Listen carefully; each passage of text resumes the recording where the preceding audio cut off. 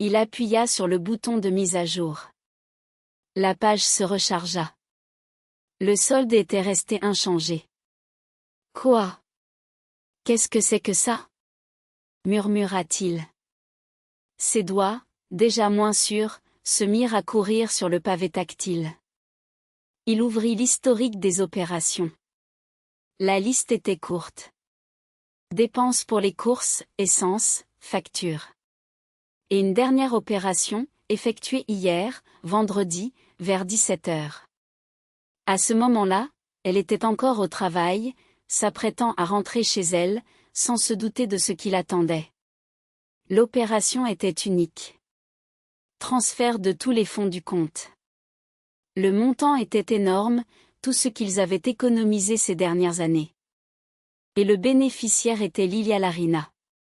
Objet du paiement, transfert sur un compte personnel.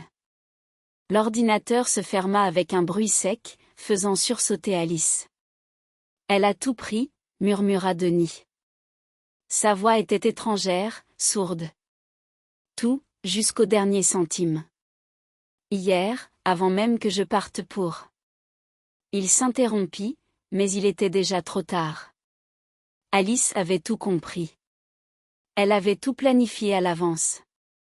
Ce n'était pas une crise de nerfs, c'était une exécution. La panique commença à envahir la chambre d'hôtel étouffante. Une véritable panique collante. Ils n'étaient pas seulement humiliés. Ils étaient sans argent, dans une ville étrangère, dans une chambre bon marché, sans un sou en poche. Que faire, Denis? Que va-t-on faire? S'écria Alice, maintenant vraiment effrayée. Et là, une idée traversa l'esprit de Denis. Le dernier recours. Le dernier actif qu'il pouvait encore convertir en argent. La voiture, dit-il en se levant brusquement de sa chaise. L'autre voiture. La sienne. Elle était dans le parking souterrain. Elle valait une fortune. Allons-y, récupérons-la. Je la vendrai à un revendeur demain. Rapidement, en espèces. Ça suffira pour un moment. Pour l'avocat. C'était un plan. Désespéré, mais un plan. Ils sortirent de la chambre, sans même fermer la porte, et se précipitèrent vers son SUV. Maintenant, ils conduisaient non pas par colère, mais par peur. Ils filaient vers leur maison, vers le parking souterrain où se trouvait leur dernier espoir. La seconde voiture était presque neuve. Une voiture étrangère coûteuse qu'elle s'était achetée l'année précédente. Denis était contre, disant que c'était trop luxueux pour une simple administratrice de clinique. Mais elle avait insisté, et maintenant, elle se félicitait de cette obstination. Ils entrèrent dans le parking souterrain. Un silence épais, une lumière tamisée des lampes fluorescentes. Leurs pas résonnaient contre les murs en béton. Ils tournèrent au coin vers leur place de parking. La voiture était là. Blanche, propre. Elle brillait sous la lumière. Denis poussa un soupir de soulagement. Pendant un instant, un semblant de sourire apparut sur son visage. La voilà, dit-il triomphalement. Je te l'avais dit. Elle avait oublié son jouet. Ils s'approchèrent, mais le sourire disparut de son visage. Dans le siège du conducteur, quelqu'un était assis. Un homme d'une quarantaine d'années, vêtu d'une simple chemise, était affalé sur le dossier, regardant son téléphone. En les voyant, il ne montra aucune inquiétude, il baissa simplement son téléphone et les regarda d'un air interrogateur. « Qui es-tu » cria Denis en se précipitant vers la porte du conducteur. « Sors de ma voiture. » Tout de suite. L'homme baissa lentement la vitre. Il regarda Denis, puis Alice, avec un léger agacement, comme s'il avait été dérangé dans son repos. « D'abord, ce n'est pas la tienne, dit-il calmement.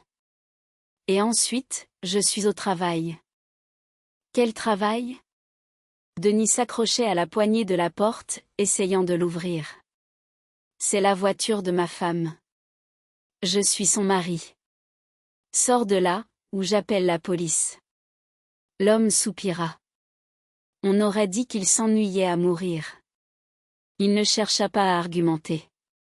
Il pointa simplement du doigt le tableau de bord. Là, sous le pare-brise, dans un support spécial, se trouvait une licence officielle pour le transport de passagers. Et sur la portière latérale, que Denis n'avait pas remarqué dans sa colère, brillait le logo d'un des services de taxi les plus populaires de la ville. L'homme tourna la clé dans le contact. La voiture s'éveilla. L'écran de l'ordinateur de bord s'alluma, tout comme le taximètre. « J'ai loué cette voiture », dit le conducteur d'un ton toujours aussi neutre. « Officiellement, par contrat avec la propriétaire pour 6 mois. Donc, si vous n'avez pas de commande, je vous prie de ne pas me déranger en attendant mon prochain client. » Les mots du conducteur résonnèrent dans l'air résonnant du parking. C'était banal, meurtrier. Ce n'était même pas une humiliation, c'était une annulation totale. Leur dernier espoir, leur seul actif liquide s'était transformé en un simple taxi urbain, rapportant des revenus à un autre. Elle pouvait imaginer le visage de Denis à ce moment-là, déformé par une grimace d'incrédulité. Il regardait le logo du taxi sur la porte, la licence sous le verre, le visage calme, presque indifférent du conducteur, et dans son esprit, habitué au contrôle et à l'autorité, ces détails ne s'intégraient tout simplement pas dans sa vision du monde. Il recula de la voiture comme s'il s'agissait d'un serpent venimeux. Alice, qui se tenait un peu en arrière, se couvrit la bouche de la main. Il semblait qu'elle commençait enfin à réaliser l'horreur de leur situation. Ce n'était pas simplement la vengeance d'une femme blessée. C'était un plan exécuté avec précision. Un plan où chaque étape suivante était calculée et inéluctable. Ils restèrent en silence dans le parking encore quelques secondes. Puis le chauffeur de taxi, jugeant visiblement que le spectacle était terminé, leva la vitre et alluma la radio. Une mélodie pop banale s'échappa des haut-parleurs. Denis se retourna, sans dire un mot, se dirigea vers la sortie. Il ne ressemblait plus à un prédateur en pleine attaque. Il avait l'air d'un chien battu, traînant la queue entre les jambes. Toute la nuit suivante, elle passa chez Zoé. Elle lui avait préparé un lit sur le canapé du salon, lui avait apporté une couverture chaude, mais elle ne dormit pas. Elle s'assit près de la fenêtre, regardant la ville endormie, réfléchissant à ce qui allait se passer ensuite. Elle connaissait Denis. Son orgueil avait été blessé au plus profond. Il était acculé, et un animal acculé devient le plus dangereux. Il ne pouvait plus exercer de pression financière ou juridique sur elle. Elle lui avait coupé tous les chemins. Alors, il frapperait là où ça fait le plus mal, à sa réputation, à son travail. Son travail dans une clinique privée était sa fierté. Elle avait commencé comme simple administratrice, en 10 ans, était devenue directrice. Les médecins la respectaient, la direction l'appréciait, les patients l'aimaient. C'était son monde. Un monde d'ordre, de professionnalisme et d'une réputation impeccable. Et Denis le savait. Il savait que c'était son point le plus vulnérable. Le matin, elle s'habilla avec un soin particulier. Un costume pantalon gris, à la fois strict et élégant. Une blouse blanche. Ses cheveux étaient relevés en un chignon soigné. Un minimum de maquillage. Elle devait avoir l'air, comme toujours, calme, posée, compétente.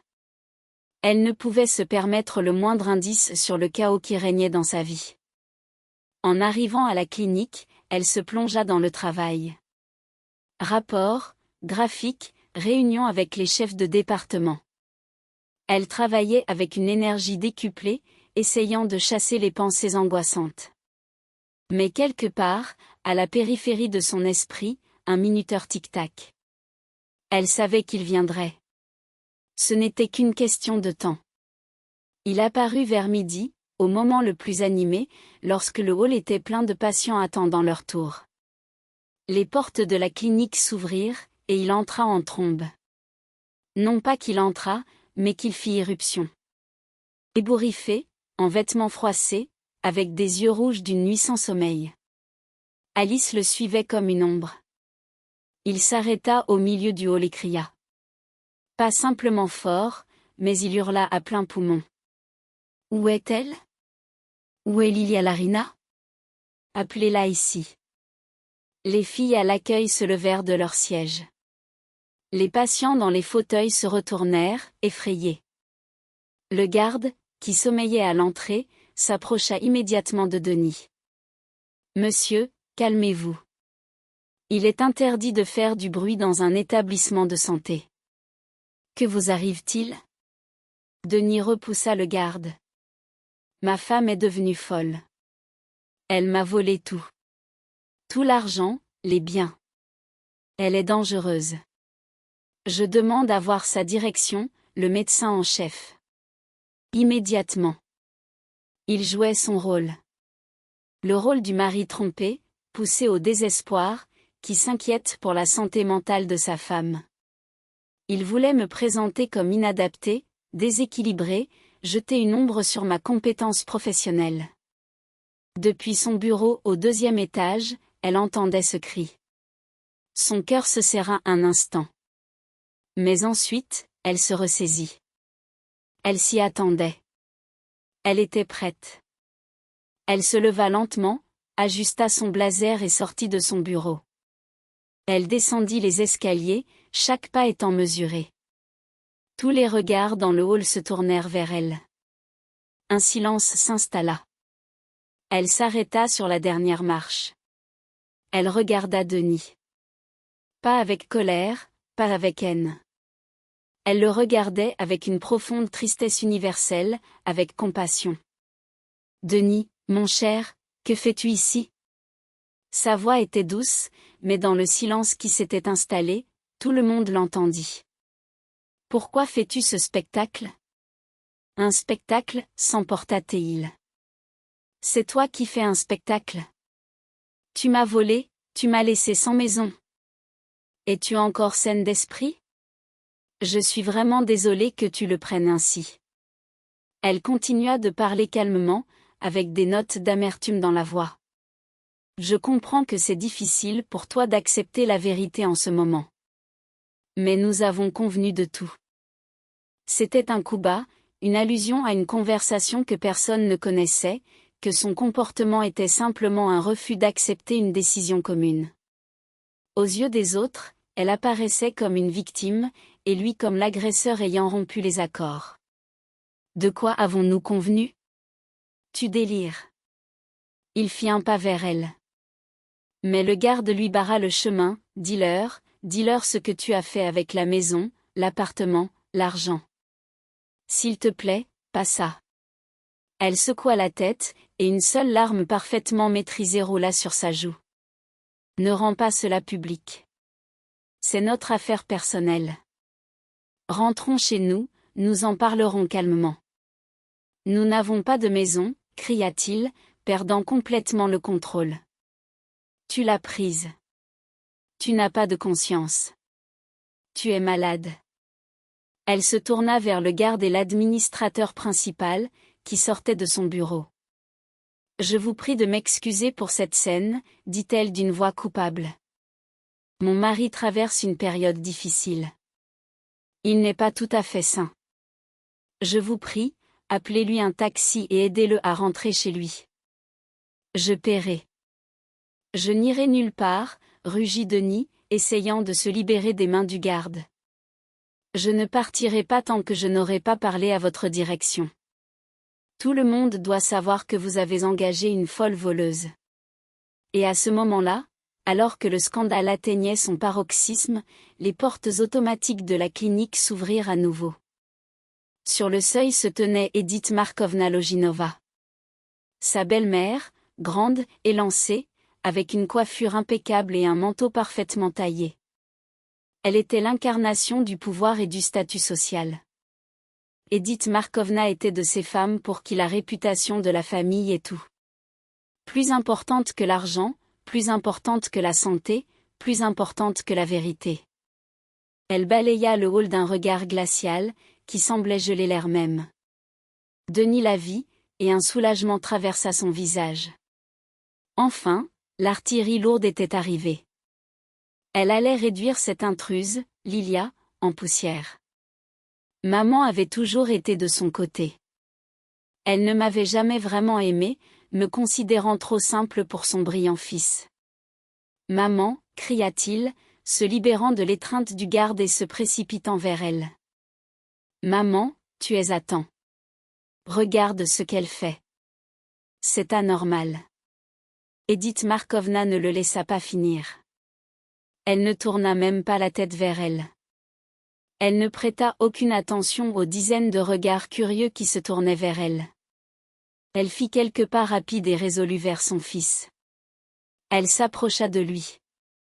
Denis la regardait avec espoir, attendant des mots de soutien.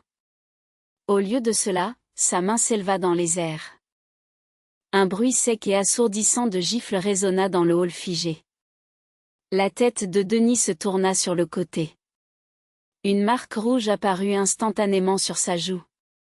Il la regardait avec un étonnement enfantin. Edith Markovna se pencha vers son oreille et murmura « Tais-toi », mais d'une manière à ce que ces mots résonnent dans le silence ambiant. « On ne lave pas le linge sale en public, idiot. » Le silence dans le hall de la clinique devint presque palpable, dense comme de la ouate. Tous ceux qui étaient témoins de cette scène, patients, médecins, administrateurs, restèrent figés, craignant de respirer. La gifle n'était pas seulement un coup au visage de Denis. C'était un coup porté à toute la situation, modifiant l'équilibre des forces. Edith Markovna, par ce geste, avait repris l'initiative. Elle avait transformé le scandale public que son fils avait provoqué en une affaire familiale, intime. Elle se redressa, relâcha l'oreille de Denis et me lança son regard glacial habituel. Il n'y avait ni excuse, ni compassion dans ses yeux. Juste un ordre. Elle ne dit rien, mais je compris tout. Ce n'était pas la fin. C'était seulement le début d'un nouvel acte. Puis elle se tourna vers le Denis abasourdi, qui tenait toujours sa joue enflammée. Dans la voiture, lança-t-elle brièvement. C'était un ordre, pas une demande. Elle lui prit le coude d'une prise de fer et l'entraîna vers la sortie. Denis, complètement démoralisé, obéit sans résistance. Alice, qui se tenait là, se blottissant contre le mur comme une bête effrayée, se précipita derrière eux. Avant de sortir, Edith Markovna se retourna et me regarda à nouveau. Ses lèvres s'agitèrent à peine, formant un seul mot, « Attends ». Et j'attendis. Je savais qu'elle allait appeler. Je retournai à mon bureau. L'administrateur m'apporta de l'eau. Le médecin en chef entra pour demander si tout allait bien. Je rassurai tout le monde que oui, tout était sous contrôle. Des problèmes familiaux ordinaires. Je m'excusais pour le dérangement. Je gardais mon calme. J'étais une professionnelle jusqu'au bout des ongles, mais à l'intérieur, tout tremblait de tension. J'avais gagné ce round, mais la bataille principale était à venir. Le téléphone sonna 2 heures plus tard. Un numéro inconnu. Je répondis. À l'autre bout du fil, une voix sèche et sans couleur, celle de son assistant. Lilia et Edith Markovna vous attendent chez elle à 19 heures. La conversation est urgente. Et des bips courts. Non, s'il vous plaît, cela ne vous dérange pas. Juste un ordre de se présenter. Le reste de la journée, je me préparais à cette rencontre, mais je me préparais de manière immorale. Je savais ce qui m'attendait. Un procès. Un procès où Edith serait à la fois procureur et juge, et moi, l'accusé, forcé à une décision raisonnable. Je me préparais différemment. Je passais plusieurs appels. Zoé m'aida à trouver la personne qu'il me fallait. À 18 heures, je le rencontrai dans un café discret au centre-ville. Nous parlâmes brièvement, une vingtaine de minutes, mais cela suffisait. À 19 heures, j'arrivai chez elle. Un bel immeuble dans le centre-ville. Un concierge, des sols en marbre dans le hall, un ancien ascenseur avec une grille. Tout ici criait le statut, la position, les traditions inébranlables. L'appartement d'Edith Markovna était à la hauteur de la maison. Des meubles anciens, de lourds rideaux, des tableaux dans des cadres dorés. L'odeur du naphtalène et du pouvoir flottait dans l'air. On me conduisit dans le salon. Là, sur le canapé, ils étaient assis. Denis, avec une marque rouge encore visible sur sa joue, regardait le sol. Il était brisé. À côté de lui, presque blottie, se tenait Alice. Elle était pâle, avec des yeux rougis par les larmes. Elle avait peur. Et au centre, dans un fauteuil massif, comme sur un trône, était Edith Markovna. Elle me désigna une chaise en face d'elle. Je m'assis. À mes côtés, près de la porte, se tenait mon accompagnateur. Un homme d'une 50aine d'années en costume sombre, un porte-document à la main. Son visage n'exprimait aucune émotion. Edith Markovna lui lança un regard rapide et évaluateur, mais ne dit rien. Elle décida que c'était un soutien, peut-être un psychologue ou un ami de la famille dont elle ne savait rien. Elle se trompait. Eh bien, commença-t-elle, sans perdre de temps en préambule. Sa voix était froide, métallique. Je vous ai réunis ici pour mettre fin à ce cirque. Ce qui s'est passé aujourd'hui à la clinique ne devait jamais arriver. Elle marqua une pause, regardant Denis, qui s'enfonçait encore plus dans le canapé. Notre famille a toujours été sous les projecteurs. Le nom Novkov signifie quelque chose dans cette ville. Nous ne pouvons pas nous permettre de devenir des héros de ragots. Les scandales sont l'apanage des plébéiens. Nous réglons nos problèmes discrètement au sein de la famille. Avec dignité. Elle parlait, et je l'écoutais en silence. Je connaissais cette chanson par cœur. Dignité, réputation, nom de famille. Ces mots étaient sacrés pour elle. Elle ne parlait pas de trahison, de mensonge, de douleur. Elle parlait de l'atteinte à l'image. Elle se moquait de ce que son fils avait fait. Ce qui l'inquiétait, c'était que d'autres l'apprennent. Denis a commis une erreur, continua-t-elle, prononçant ce mot comme s'il s'agissait d'un déversement de liquide. Une erreur stupide et impardonnable. Il sera puni. Je m'en occuperai personnellement. Alice. Elle tourna son regard vers ma sœur, qui se recroquevilla. Tu auras une conversation séparée, très sérieuse. Puis elle se tourna à nouveau vers moi. Dans son regard, il y avait une lueur de condescendance. Lilia, je comprends tes sentiments. Tu es blessée, humiliée. Ta réaction était excessive, impulsive, mais, admettons-le, compréhensible. La démolition de la maison. Toute cette histoire avec l'appartement. C'était une crise, mais les crises passent, et les conséquences restent. Et maintenant, nous devons minimiser ces conséquences. Elle marqua une autre pause, me laissant le temps de réaliser sa générosité. Voici ma proposition. Vous devez maintenir le mariage, au moins pour un temps. En public, vous apparaîtrez ensemble, sourirez, montrerez une réconciliation totale. Dans un an, quand tout sera apaisé, vous pourrez divorcer tranquillement et paisiblement.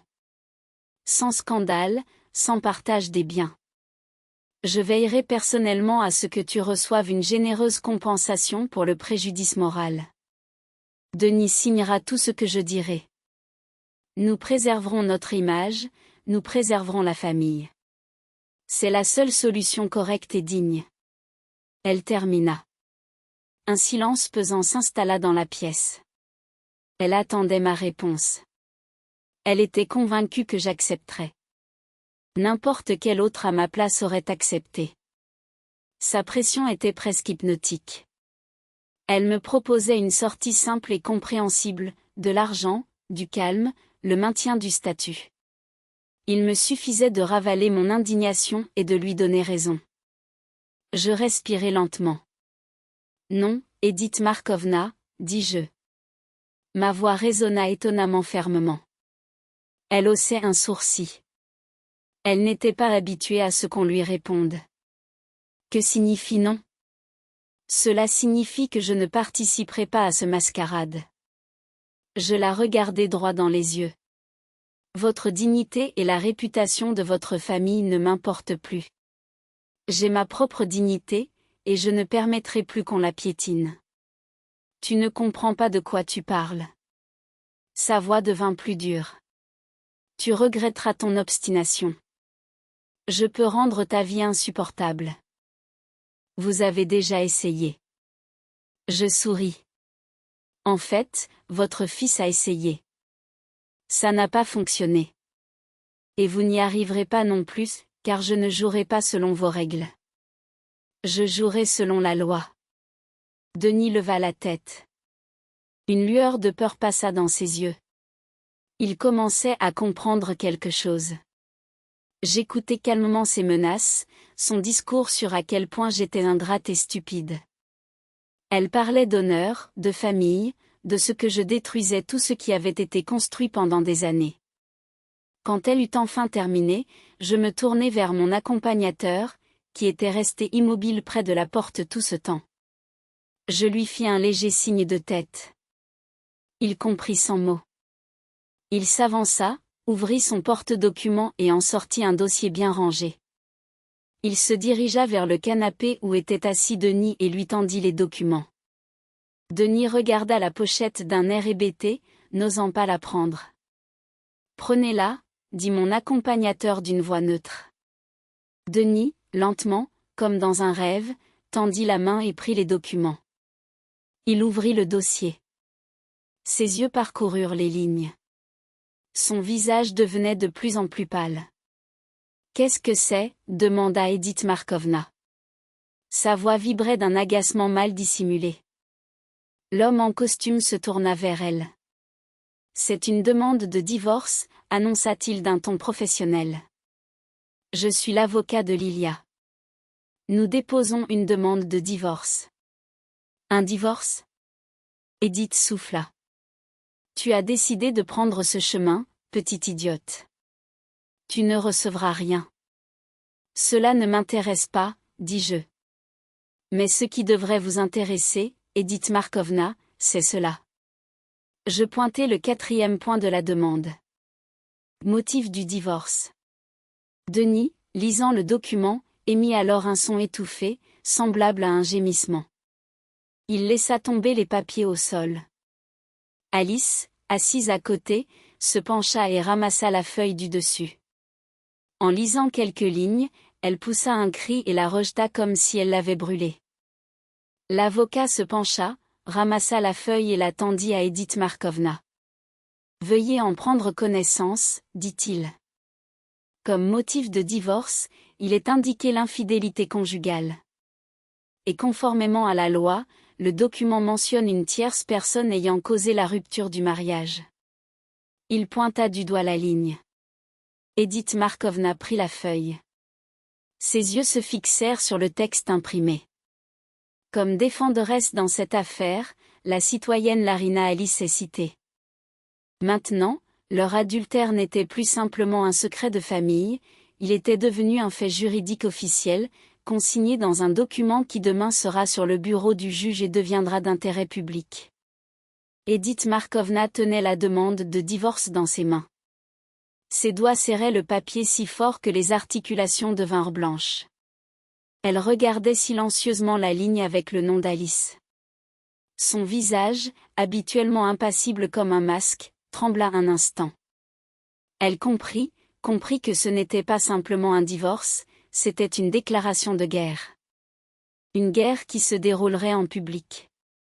Et l'arme principale serait ce qu'elle craignait le plus au monde. Le scandale. La réputation de la famille Novkov, son saint Graal, était désormais officiellement mise en péril. Elle releva lentement les yeux vers moi. Il n'y avait plus ni arrogance, ni désir de dominer. Juste une froide haine calculée. Tu vas le regretter, Lilia, dit-elle doucement. Ce n'était plus une menace. C'était une promesse. Je ne répondis rien. Je me levai. Mon avocat fit de même. Nous nous retournâmes et nous dirigeâmes vers la sortie. Personne n'essaya de nous arrêter. Le silence dans le salon était lourd, comme une pierre tombale. Quand je fermai la massive porte en chêne derrière moi, j'entendis le premier son. Un sanglot étouffé et hystérique. C'était Alice. Elle venait enfin de comprendre qu'elle n'était pas simplement la maîtresse. Maintenant, elle était la défenderesse officielle au tribunal. Une marque que l'on ne peut pas effacer si facilement. Les jours suivants passèrent dans un silence tendu. Je déménageai dans un petit appartement que Zoé m'aida à trouver. Le travail à la clinique me permettait de me distraire, mais je ressentais une tension constante. Les nouvelles dans notre ville se répandent rapidement. Je voyais mes collègues chuchoter dans mon dos, comment les patients me regardaient avec compassion et curiosité. Je tenais bon. Je savais que ce n'était que le début, et puis Alice frappa. Elle avait toujours été une experte en manipulation et en intrigue. Elle comprit qu'elle avait perdu sur le plan juridique. Donc, il fallait me détruire socialement, me présenter comme un monstre aux yeux de ceux que je considérais comme des amis. Tout commença par un appel de Marina, notre amie commune. Lilia, salut. Écoute, il y a un truc. Nous, les filles, nous allons au café demain après le travail. Tu veux te joindre à nous? Sa voix sonnait étrangement joyeuse. Je compris tout de suite que c'était un piège. Nous n'étions pas sortis ensemble depuis des mois, et le café était le lieu préféré d'Alice. Marina, je suis très occupée en ce moment. Je ne pense pas que je pourrai, répondis-je de manière neutre. Allez, juste pour 1 heure. Elle insistait. Alice sera là aussi. Elle s'inquiète tellement. Elle dit qu'il y a un horrible malentendu entre vous. Elle veut parler, tout expliquer. Nous sommes tous inquiets pour toi. Voilà le fameux malentendu. Cela voulait dire qu'Alice avait déjà commencé sa manipulation. Je refusai poliment, prétextant des affaires urgentes. Mais je savais que ce n'était que le début d'une guerre qui se jouerait sur le terrain de la réputation et du pouvoir. Et ainsi, la bataille continua, chacun se battant pour sa vérité, pour sa dignité, jusqu'à ce que, finalement, la vérité éclate au grand jour, et que chacun prenne la mesure des conséquences de ses choix. Abonnez-vous à la chaîne de nombreux